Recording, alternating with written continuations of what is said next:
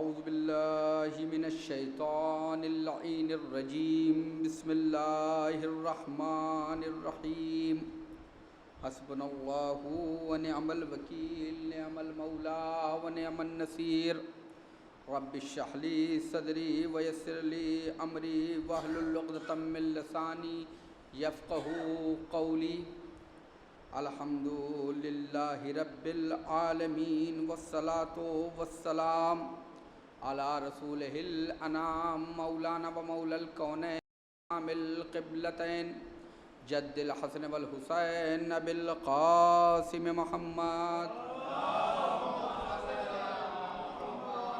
وعلی اہل بیتہ الطیبین الطاہرین المعصومین المظلومین ولعنت اللہ علی اعدائہم اجمعین من یوم ظلمہم و عداوتہم الی لقاء یوم الدین اما بعد فقد قال رسول اللہ صلی اللہ علیہ وآلہ وسلم ذکر علی عبادہ. درود پڑھ دے محمد بزرگان مذہب و ملت، برادران ایمانی، رسول گرامی اسلام کی مشہور و معروف حدیث کہ علی کا ذکر عبادت ہے، اور امام حسین علیہ السلام کی زبان مبارک سے فضائل امیر المومنین کے عنوان سے سلسلہ گفتگو جاری ہے. میدان منی میں امام حسین علیہ السلام نے سن 58 ہجری میں جو خواص کو خطبہ دیا ہے، خواص سے مراد صحابہ ہیں جو موجود تھے اس وقت تک، اور وہ رؤسائے قبائل تھے اور علماء تھے. میں نے ابتدائے کلام میں عرض کیا تھا کہ اس خطبے میں پہلے امام نے حکومت یعنی حاکم شام کے مظالم کو بیان کیا، اور دوسرے حصے میں آپ نے امیر المومنین کے فضائل، یعنی خود سے کوئی فضائل نہیں بلکہ جو رسول اللہ نے حدیثیں امیر المومنین کی فضائل میں ارشاد فرمائی ہیں اس کی تصدیق کرائی ہے، جس سے فضیلت امیر المومنین کی تبلیغ اور تشریح اور اس کے ذکر کی عظمت کا اندازہ ہوتا ہے. تیسرے حصے میں سرکار سید الشہداء نے امر بالمعروف اور نہی عن المنکر کی جانب متوجہ کیا ہے، اور آخر میں علماء کی ذمہ داریوں کو بیان کیا ہے. عزیزان گرامی، اگرچہ ہماری گفتگو صرف دوسرے حصے میں چل رہی ہے لیکن وہ بھی پائے تکمیل تک نہ پہنچ سکی، اور آدھے سے کچھ کم باقی ہے کہ امام حسین علیہ السلام نے اپنے خطبے میں پہلے وہاں حاضرین سے قسم دے کر ایک ایک فضیلت کا اقرار لیا ہے. میں نے آپ کے سامنے خیبر کی حدیث اور مباہلے والی حدیث اور اسی طریقے سے تمام چیزیں ذکر کی.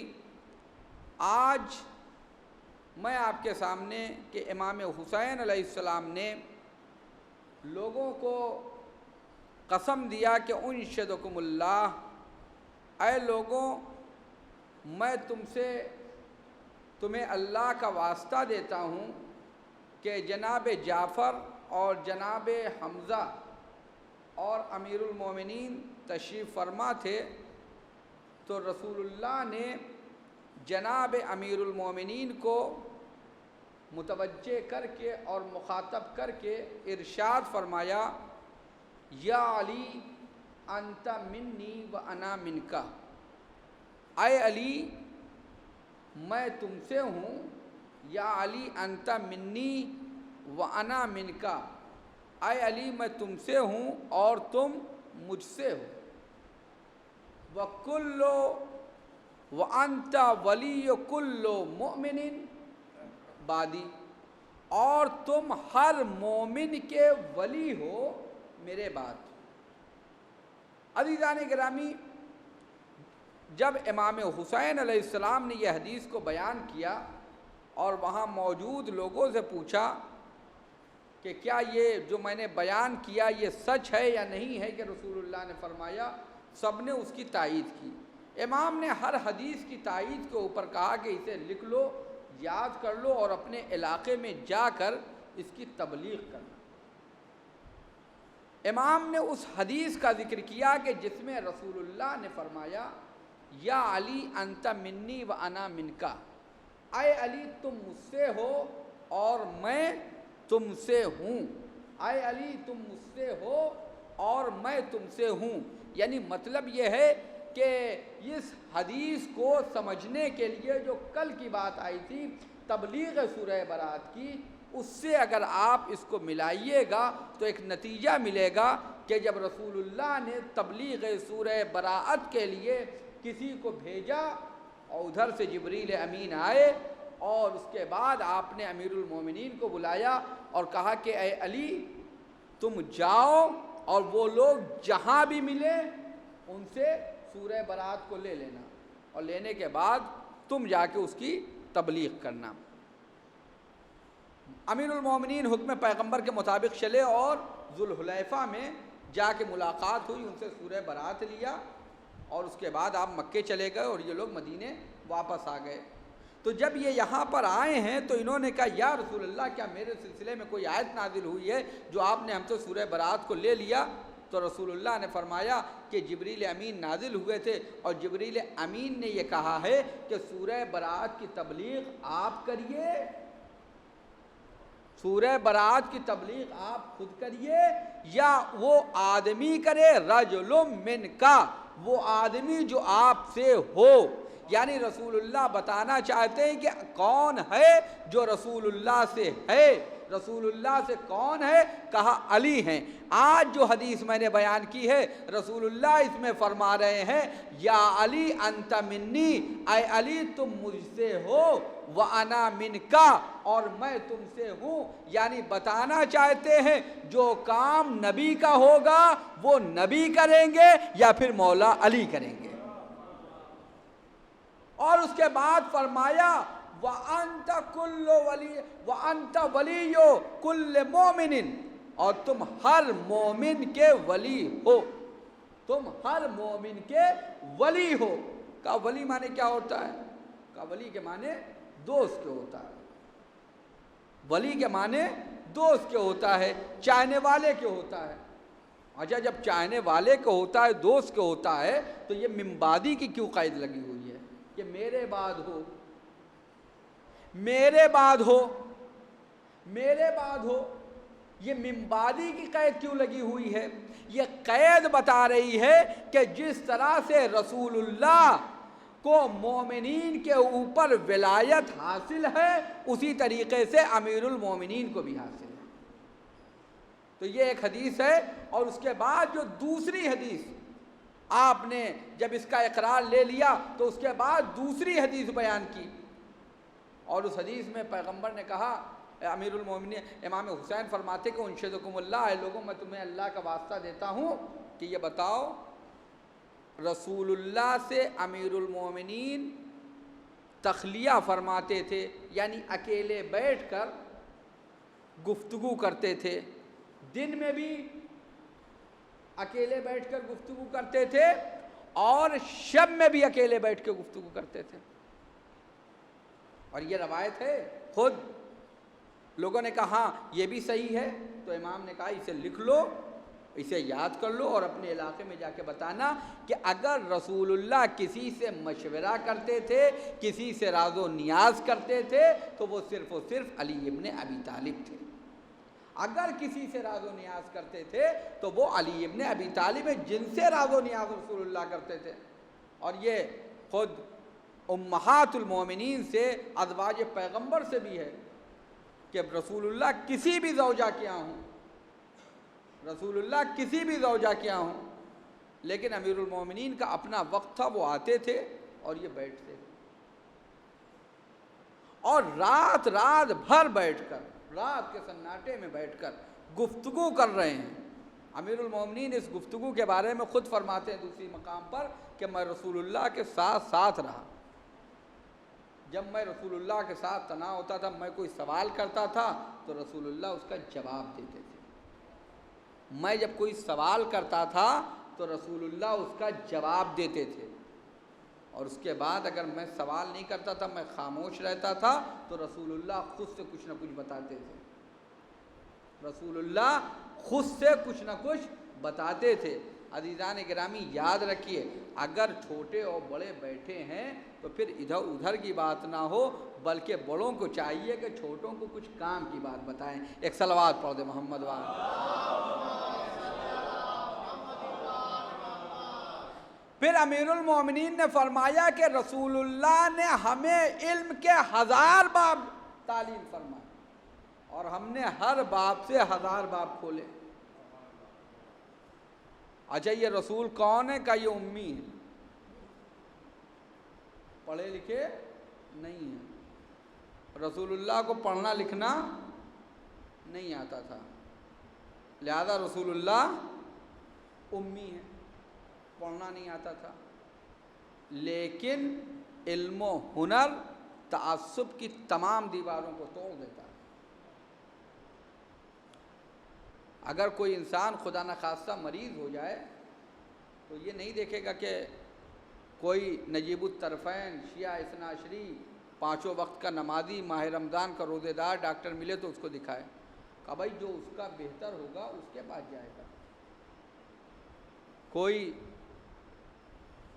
خدا نخواستہ قانون کا کوئی مسئلہ پھنس جائے تو وہ کوئی مذہبی وکیل کو نہیں ڈھونڈے گا، بلکہ جو اس کا فن کا ماہر وکیل ہوگا اسے ڈھونڈے گا.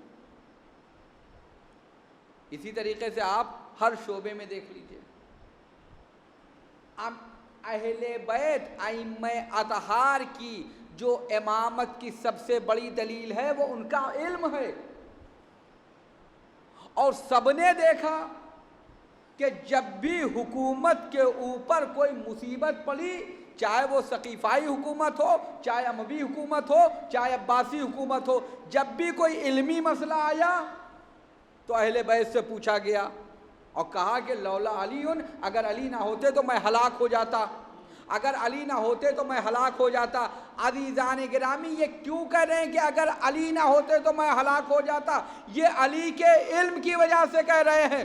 سوچیں جب علی کا علم اس منزل پہ ہے تو علی کے استاد رسول اللہ کا علم کس منزل پہ ہوگا؟ ایک صلوات پڑھ دے محمد وعلیہ.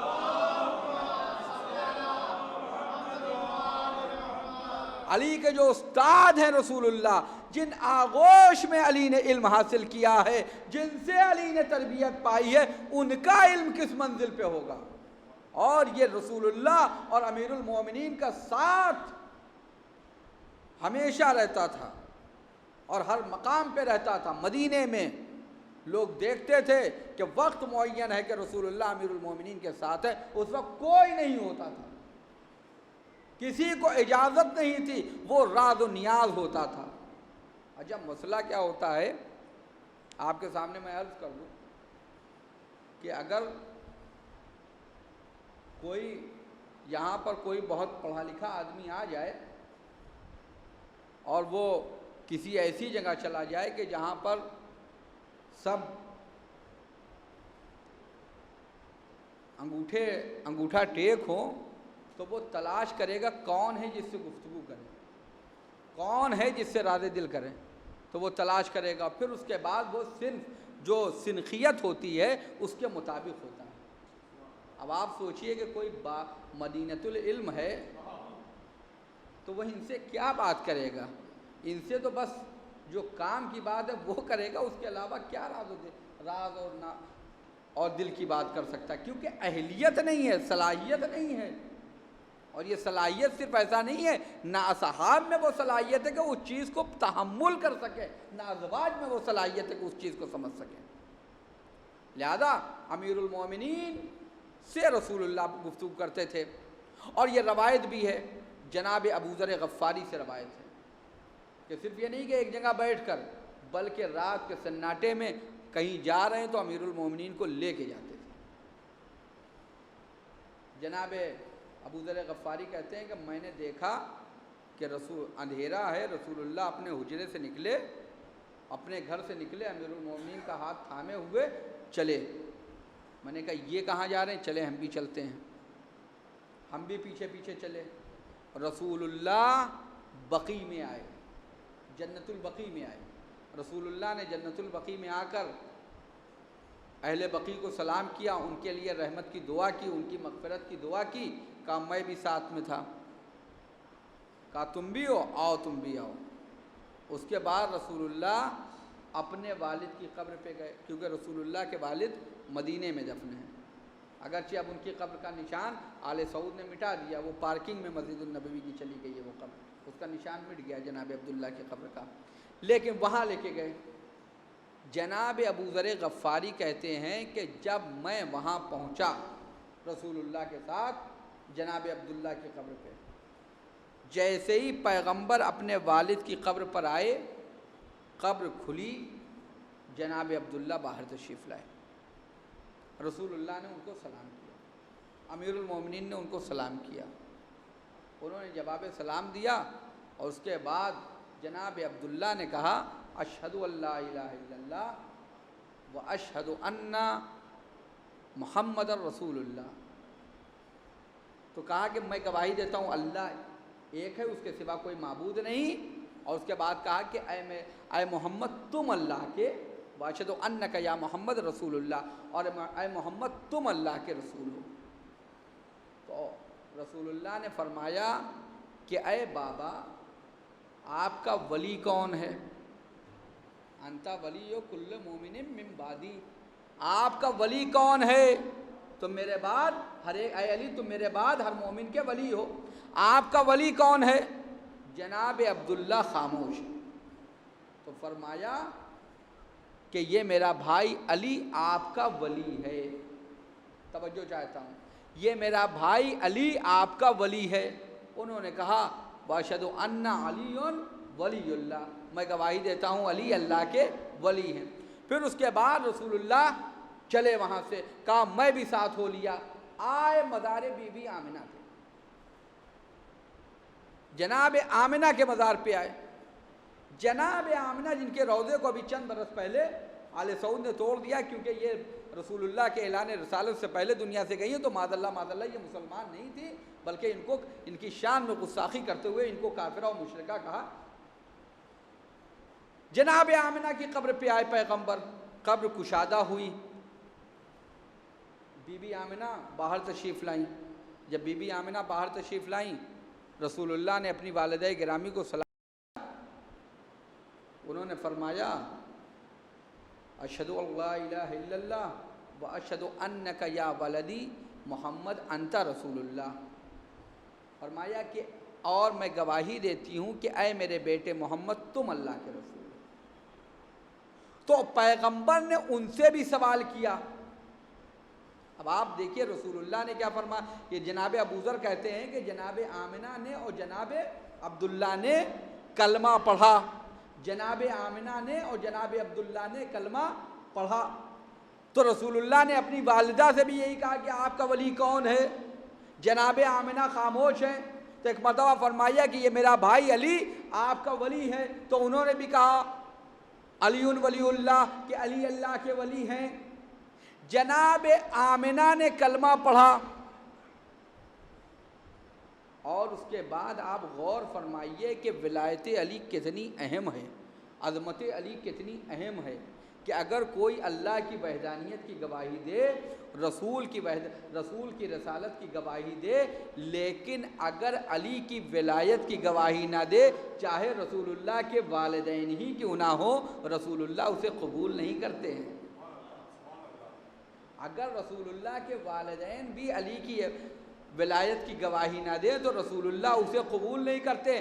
جب اپنے والدین سے ولایت کی گواہی لے لی تو یہ امت بغیر گواہی کے کیسے جنت میں جائے گی؟ ایک صلوات پڑھ دے محمد والے۔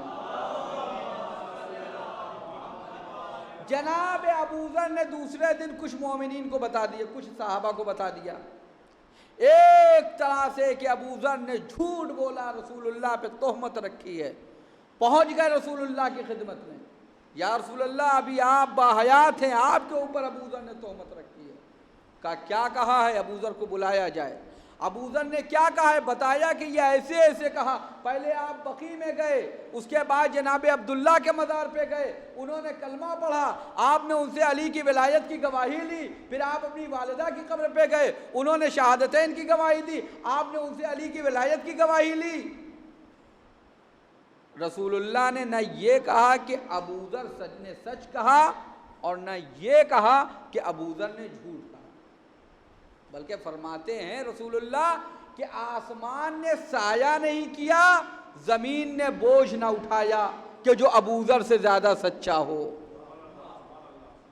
جو ابو ذر سے زیادہ سچا ہو. تو عزیزان گرامی, ایسا سچا کہہ رہا ہے کہ پیغمبر کے والدین نے کلمہ پڑھا, تو کیا ہم سچوں کی بات مانیں یا آل سعود جیسے جھوٹوں کی بات مانیں؟ ایک صلوات پڑھ دے محمد وار. کہ ہم آل سعود جیسے جھوٹوں کی بات مانیں کہ پیغمبر گئے اور انہوں نے کلمہ پڑھا, تو یہ امیر المومنین کی فضیلت ہے. ہاں عزیزوں, چونکہ یہ شب عاشور ہے, لہذا کچھ باتیں شب عاشور سے متعلق بھی کہ یہ شب عاشور ہے. یہ شب عاشور, یہ جو فضائل ہیں یا جو تمام باتیں ہیں, یہ سوچنے کی شب, عزاداری کی شب ہے, ماتمداری کی شب ہے, عبادت کی شب ہے, نماز کی شب ہے, تسبیح کی شب ہے, تلاوت قرآن کی شب ہے, لیکن اسی کے ساتھ ساتھ تفکر کی شب ہے, تدبر کی شب ہے, درس حاصل کرنے کی شب ہے, کچھ سیکھنے کی شب ہے, غور کرنے کی شب ہے. اسلام نے, قرآن نے بار بار صاحبان ایمان سے کہا غور کرو, فکر کرو. اگر شب عاشور میں نہ فکر کی جائے گی تو کب فکر کی جائے گی؟ پیغمبر نے فرمایا کہ 1 گھنٹے کی فکر 70 سال کی عبادت میں سنگین ہے. آیت اللہ العظمہ بروجردی رحمۃ اللہ علیہ سے کسی نے جا کے کہا, آقا یہ بتائیے کہ یہ جو 1 گھنٹے کی فکر ہے وہ 70 سال کی عبادت پر بھاری ہے, تو آخر یہ کیسے بھاری ہے, کیسی فکر ہونی چاہیے؟ تو آیت اللہ بروجردی نے کہا کہ جیسی فکر شب عاشور حر نے کی تھی ویسی فکر ہونی چاہیے. جیسی فکر شب عاشور حر نے کی تھی ویسی فکر ہونی. یہ فکر کی رات ہے, یہ جہنم سے آزادی کی رات ہے, یہ حریت کی رات ہے, فکر کی رات ہے. امام حسین علیہ السلام نے اس شب میں اپنے اصحاب کی عظمت کو بیان کیا. پیغمبر نے اپنے اصحاب کی عظمت کو بیان کیا ہے اور رہتی دنیا تک بتا دیا کہ اگر امام کے صحابی بننا چاہتے ہو, امام کے پیروکار بننا چاہتے ہو, امام کے غلام بننا چاہتے ہو, تو ویسے بنو جیسے اصحاب حسینی تھے. یہاں وہ اصحاب ہیں, خالص اصحاب ہیں, رسول اللہ کے خالص اصحاب ہیں. یہاں جو رسول اللہ کے خالص اصحاب ہیں, یعنی وہ اصحاب ہیں کہ جن کے اندر نہ نفاق ہے, نہ جن کے اندر نافرمانی ہے. امام حسین ایسے صحابی کو لے کے آئے ہیں. فرمایا کہ ایسے اصحاب نہ میرے نانا کو ملے, نہ میرے بابا کو ملے, نہ میرے بھیا کو ملے. جو اصحاب حسینی ہیں, امام حسین کے اصحاب ہیں. رسول اللہ کے صحابہ میں منافقین ملیں گے, پورا سورہ منافقون ہے. امیر المومنین کے اصحاب میں خارجی ملیں گے, امام حسن کے اصحاب میں منافق ملیں گے, بکنے والے ملیں گے. لیکن حسین کے اصحاب, رسول اللہ نے ساری بیعتیں جب اصحاب سے لی ہے تو دن کے اجالے میں بیعت لی ہے. چاہے وہ بیعت رضوان ہو, چاہے وہ ذوالعشیرہ ہو, چاہے بیعت رضوان ہو, چاہے وہ غدیر ہو, جتنی بھی بیعت لی ہے دن کے اجالے میں بیعت لی ہے. لیکن منافقین کا عالم یہ ہے کہ انہوں نے دن کے اجالے میں بیعت کی اور رات کے اندھیرے میں عقبہ میں رسول اللہ کے قتل کے درپے ہو گئے. یہ منافق رسول اللہ نے جناب حذیفہ کو ان منافقین کے نام بتائے تھے، یہ ہیں کہ نہیں ہے یہ اصحاب رسول میں جو منافقین ہیں ان کی تاریخ یہ ہے۔ مولائے کائنات کسی کی بیعت نہیں قبول کر رہے ہیں۔ جب لوگ آئے ہیں خلیفہ ثالث کے بعد کہ یا علی ہم آپ کے ہاتھ پہ بیعت کرنا چاہتے ہیں، کہا مجھے کیوں بیعت؟ کہا آپ امام ہیں، ہم آپ کو۔ کہا کیا میرے 25 سال پہلے میرے اندر صلاحیت نہیں تھی؟ اب کیوں آئے ہو؟ جب بہت ضد کیے تب بیعت۔ لیکن یہ افراد جو آئے ہیں بیعت کرنے کے لیے آئے ہیں، لوگوں کے سامنے بیعت کر رہے ہیں، لیکن تنہائی میں گئے تو پھر انہوں نے جنگ جمل تیار کر دی، پھر گئے بیعت سے۔ امام حسن کے لشکر میں دن میں امام حسن کے ساتھ ہے اور رات میں وہ امیر شام کے لشکر میں چلے گئے، بک گئے، لشکر کا کمانڈر بک گیا، لیکن اللہ نے اصحاب حسینی دن کے اجالے میں اپنے سینوں پہ تیر روک رہے ہیں اور رات کے اندھیرے میں نبی کا نواسا کہہ رہا ہے میں بیعت اٹھائے لیتا ہوں، چراغوں کو بجھا دیا ہے، جسے جانا ہو چلا جائے، میں جنت کی ضمانت بھی لیتا ہوں، لیکن ثبات قدمی ہے حسین ابن علی کے اصحاب کی کہ کوئی نہ اٹھے۔ امام حسین بتانا چاہتے ہیں کہ یہ وہ ہیرے ہیں جن کو شب کی تاریکی میں پرکھا جائے گا۔ یہ مذاق نہیں ہے کہ کاش ہم بھی کربلا میں ہوتے، یہ مذاق نہیں ہے، یہ جذبات نہیں ہے۔ کربلا میں ہونے کا مطلب یہ تھا، کربلا میں ہونا کمال نہیں ہے، کربلا میں کس خیمے میں ہوتے یہ کمال ہے۔ کربلا میں تو شمر بھی تھا، کربلا میں تو خولی بھی تھے، کس خیمے میں ہوتے؟ اگر خیمہ حسینی میں ہوتے تو یہ کمال ہوتا۔ امام حسین علیہ السلام نے اپنے اصحاب کو، اور آپ دیکھیے کہ امام حسین کے اصحاب پاک و پاکیزہ اصحاب ہیں، امام حسین کے اصحاب پاک و پاکیزہ اصحاب ہیں، ایسے پاک و پاکیزہ اصحاب کہیں نہیں ملیں گے آپ۔ رسول اللہ کے اصحاب میں گنتی سے چند آدمی آپ کو ملیں گے، جناب سلمان، جناب ابوذر، جناب مقداد، جناب عمار، یا اسی طرح سے چند اور، ورنہ آپ دیکھیے منافقین کی بھرمار ہے۔ امیر المومنین کے اصحاب میں بھی جناب حجر، جناب ساسا بن سوحان اور اس طرح کے چند ملیں گے، ورنہ خارجیوں کی بھرمار ہے۔ لیکن امام حسین کے اصحاب میں پاک و پاکیزہ اصحاب، پاک و پاکیزہ اصحاب، جس طرح سے رسول سلمان و ابوذر پاک و پاکیزہ تھے، ان کو دنیا سے کچھ نہیں، ان کو دنیا سے کوئی لینا دینا نہیں ہے، دنیا کی خواہشات کے اسیر نہیں ہیں، ان کو کچھ نہیں ہے، یہ آئے اور چلے امام حسین کے ساتھ۔ جیسے رسول اللہ کے صحابی ہیں جناب سلمان، جناب سلمان رسول اللہ کے صحابی ہیں۔ جب یہ مدائن کے گورنر تھے اور مدائن میں سیلاب آیا ہے تو جناب سلمان نے کہا سب لوگ پہاڑ کے اوپر چلو، تو لوگ پھنسے ہوئے ہیں، جناب سلمان نے بغل میں اپنی چٹائی دبائی، ایک لوٹا لیا، قرآن لیا، فوراً پہنچ گئے، چند برتن لے کر پہنچ گئے پہاڑ کے اوپر، سب سے پہلے پہنچے اور کہا کہ میں سب کچھ اپنا لے آیا ہوں سامان پہاڑ کے اوپر،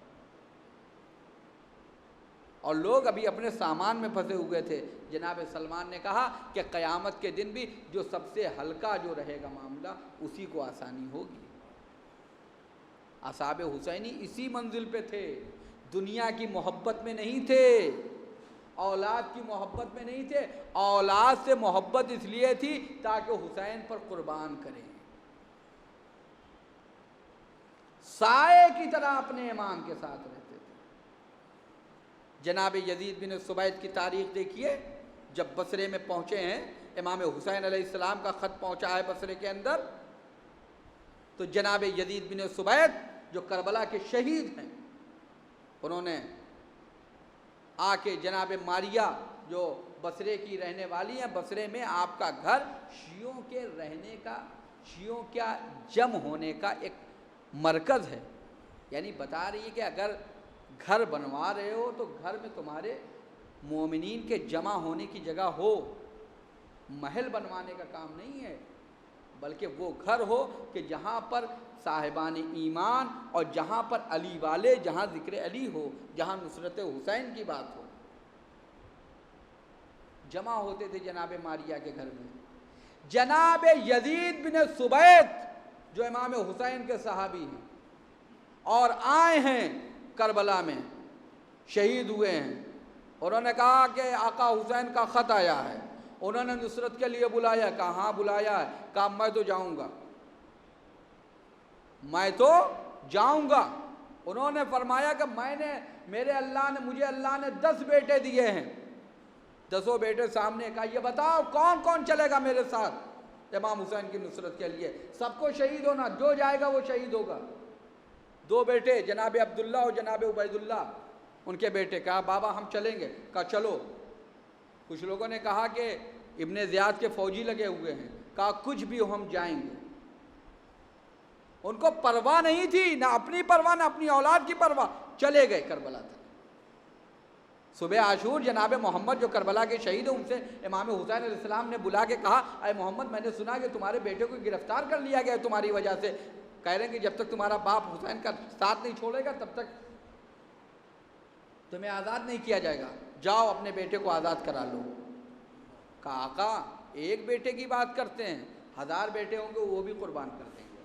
یہ تھے اصحاب حسینی، یہ تھے اصحاب حسینی۔ کربلا والوں کا مقابلہ دنیا کے شہداء میں کوئی شہید نہیں کر سکتا۔ کربلا 14 معصومین کے علاوہ کوئی شہید نہیں کر سکتا۔ یہ مذاق نہیں ہے کہ ہم ہوتے کربلا میں، یہ مذاق نہیں ہے۔ کربلا میں امام حسین علیہ السلام وہ ہیرے لائے تھے جن کو دنیا میں کوئی اس کا جواب نہیں ہے۔ امام حسین علیہ السلام ایسے ہیرے لائے تھے، اولاد کو بھی لے کے آئے ہیں قتل ہونے کے لیے، اولاد سے کہہ بھی رہے ہیں کہ قتل ہونا ہے۔ لوگ اولاد کو روک لیتے ہیں، لیکن کربلا میں اولاد کو لایا جا رہا ہے تاکہ یہ شہید شہادت پیش کریں۔ کربلا میں اولاد کو لایا جا رہا ہے تاکہ شہادت پیش کی جائے۔ آپ سوچئے کربلا میں کیا مرحلہ ہے۔ کربلا میں اسی طریقے سے آپ دیکھیے کہ لوگ نکلے کہ جب لوگ نکل نہیں سکتے کوفے سے نکل نہیں سکتے، ابن زیاد کا پہرا ہے کہ اگر کوئی حسین کی مدد کے لیے نکلے گا تو اس کو گرفتار کیا جائے گا، اسے قتل کر دیا جائے گا، اس کے گھر پر قبضہ ہو جائے گا، اس کے گھر کو گرا لیا جائے گا، اس کے بیوی بچوں کو اسیر کر لیا جائے گا، غلام و قریض بنا لیا جائے گا، اس کی پراپرٹی ضبط ہو جائے گی۔ جناب نعمان بن عمرو امیر المومنین کے صحابی ہیں، اور امیر المومنین کے زمانے میں آپ کے لشکر کے کمانڈر تھے ایک لشکر کے، اور اسی کے ساتھ ساتھ ان کے بھائی جناب خلاص بن عمرو یہ امیر المومنین کے زمانے میں کوفے کے پولیس کے چیف تھے۔ یہ دونوں لوگ نکلے، کیسے جائیں؟ امام حسین کی مدد کرنی ہے نا، کیسے جائیں گے؟ عمر سعد کا لشکر جا رہا ہے، یہ لوگ بھی چل گئے، اسی لشکر میں داخل ہوئے، چلے گئے۔ کربلا تک عمر سعد کے لشکر میں تھے، دنیا دیکھ رہی ہے کہ عمر سعد کے لشکر میں جا رہے ہیں۔ کربلا میں جیسے ہی پہنچے، آمنا سامنا ہوا، یہ لشکر سے نکلے، لشکر حسین میں آ گئے۔ یہ تھے کربلا والے، انہوں نے اپنی جان پہ کھیل کے قربانی پیش کی ہے۔ کربلا میں رشتہ داریاں ختم ہو گئیں، کربلا والوں سے دنیا کا کوئی مقابلہ نہیں ہے۔ جناب ہانی ابن عروہ کربلا میں شہید ہوئے۔ جناب ہانی ابن عروہ کی بیوی جناب رویحہ وہ جانتی ہیں کہ امام حسین کی راہ میں قربان ہو گیا ہے میرا شوہر، لیکن جب پتہ چلا کہ امام حسین کربلا میں پہنچے ہیں، اپنے بیٹے کو لیا اور کہا یحییٰ کو لیا، کہا چلو کربلا، چھپ کے پہنچے ہیں کربلا۔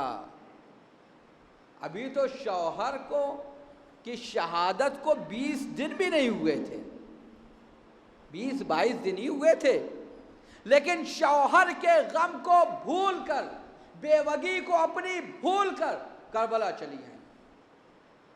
اگرچہ رویحہ کا باپ لشکر ابن زیاد میں، لشکر ابن سعد میں ہے، لیکن باپ کہیں بھی ہو، کربلا میں امام حسین کا ساتھ دینا ہے۔ یہ ہے نہ کربلا کے بزرگوں سے دنیا کے کربلا کے مردوں سے دنیا کے مردوں کا کوئی مقابلہ ہو سکتا ہے، نہ کربلا کے جوانوں سے دنیا کے جوانوں کا مقابلہ ہو سکتا ہے، نہ کربلا کی خواتین سے دنیا کی خواتین کا مقابلہ ہو سکتا ہے، حتیٰ کربلا کے بچوں سے دنیا کے بچوں کا بھی مقابلہ نہیں۔ آپ سوچئے، طبیعت ہے انسان کی، کسی کا باپ مر جائے وہ آگے جائے گا موت کے لیے، وہ آگے جائے گا موت کے لیے۔ یہ مذاق نہیں ہے، یہ کربلا والوں کا کردار ہے۔ مسلم ابن اوسجہ جیسا باپ جو قاری قرآن ہو، جس کی اپنی ایک عظمت ہو، وہ شہید ہو جائے، بیٹا آگے بڑھ جائے۔ جنادہ انصاری جیسا باپ شہید ہو جائے اور امر آگے بڑھ جائے۔ امام کہے بیٹا نہ جاؤ، تمہاری ماں کے لیے یہی غم کافی ہے۔ آقا ماں نے بھیجا ہے۔ کربلا والوں سے مقابلہ کسی کا نہیں ہے۔ کربلا والے عصمت و طہارت کی جو منزل ہے معصومین کی، 14 معصومین کی، اگر اس کے بعد دنیا میں کوئی عظمت ہے تو وہ اصحاب حسینی کی عظمت ہے۔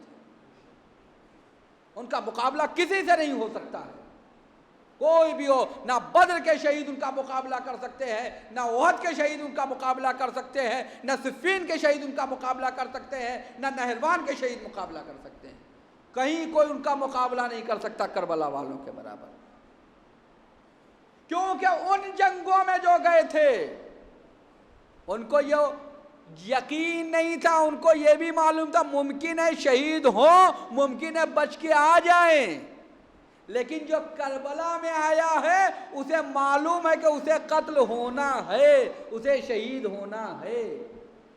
یہ ہے کربلا والے۔ کربلا والوں سے کوئی مقابلہ نہیں۔ ہاں عزیزوں، امام حسین علیہ السلام نے کربلا کے میدان میں قربانیاں پیش کی ہیں، اور آج کی تاریخ میں جس شہید کے مصائب پڑھے جاتے ہیں وہ کربلا کا ننھا مجاہد ہے۔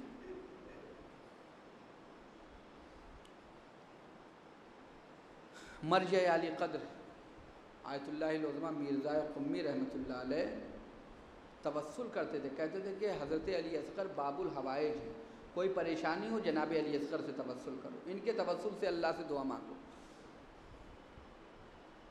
ان سے پوچھا کہ آقا آپ کیوں اتنا جناب علی اصغر سے توسل کی بات کرتے ہیں؟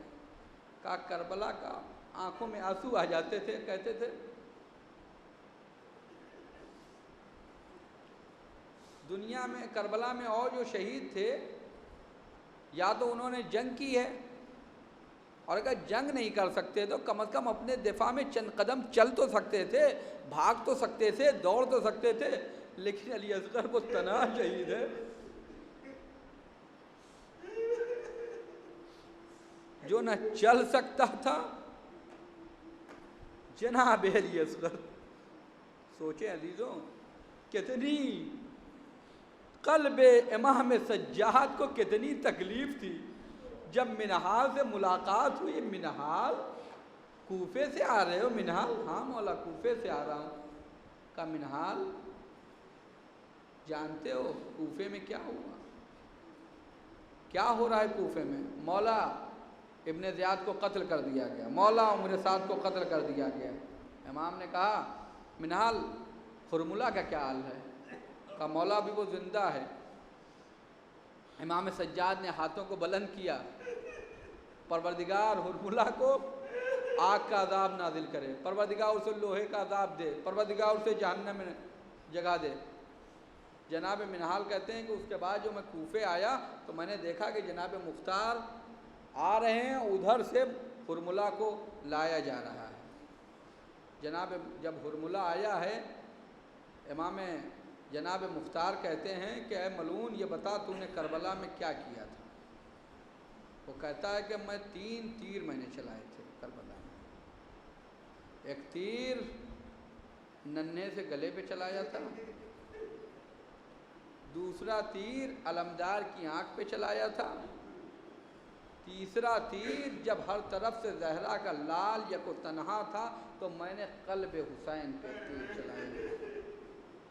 اگرچہ یہ تینوں تیر قلب حسین پہ چلے ہیں۔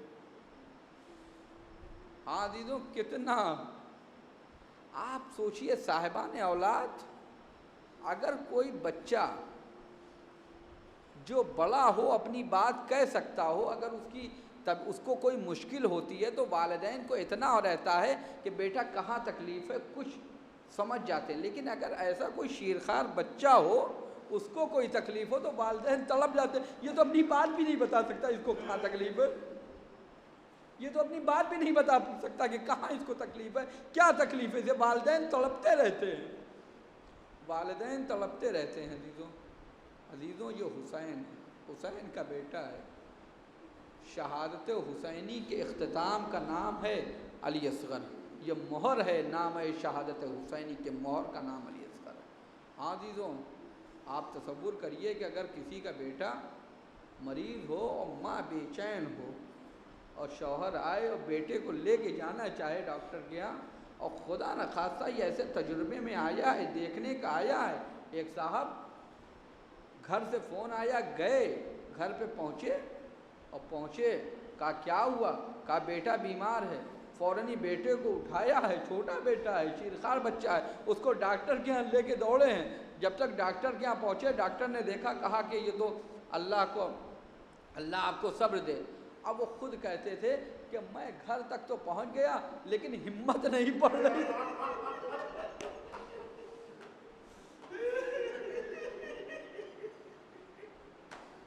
گھر تک تو آ گیا لیکن گھر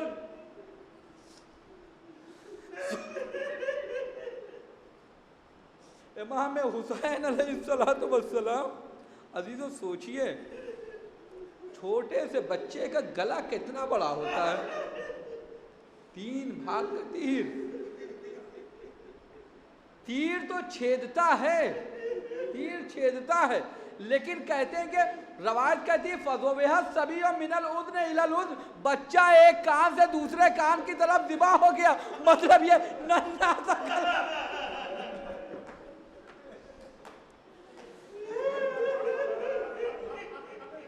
امام حسین علیہ السلام آواز استغاثہ بلند کر رہے، حل من ناصر ینصرنا، کوئی ہے جو میری مدد کرے، کوئی ہے جو ہماری نصرت کرے۔ ایک مرتبہ خیمے میں تلاطم برپا ہو گیا، خیمے میں پہنچے، آئے میری بہن زینب، یہ کیسا تلاطم ہے، ابھی تو حسین زندہ ہے، بھیا علی اصغر نے اپنے کو گہوارے سے گرا لیا، میں اس کا مطلب سمجھ گیا، حسین نے لیا، آئے غیرت دار حسین لشکر اعداء سے پانی مانگ رہا ہے، ان لم ترحمونی فرحموہ ھذا الطفل، اگر تم مجھ پہ رحم نہیں کر سکتے تو اس بچے پہ رحم کھا جاؤ، ارے یہ بچہ ہے، اس کی ماں کا دودھ خشک ہو گیا ہے۔ امام حسین علیہ السلام نے بچے کو زمین کربلا پہ رکھ دیا، کہا اگر تم ہمارے اوپر یقین نہیں رکھتے ہو، آؤ اپنے ہاتھوں سے پانی پلا دو، اب وہ جب پانی ایک مرتبہ کوئی نہ آیا تو امام فرماتے ہیں اما ترون کیف یتلذی، تم نہیں دیکھتے میرا بچہ کیسا تلذی کر رہا ہے۔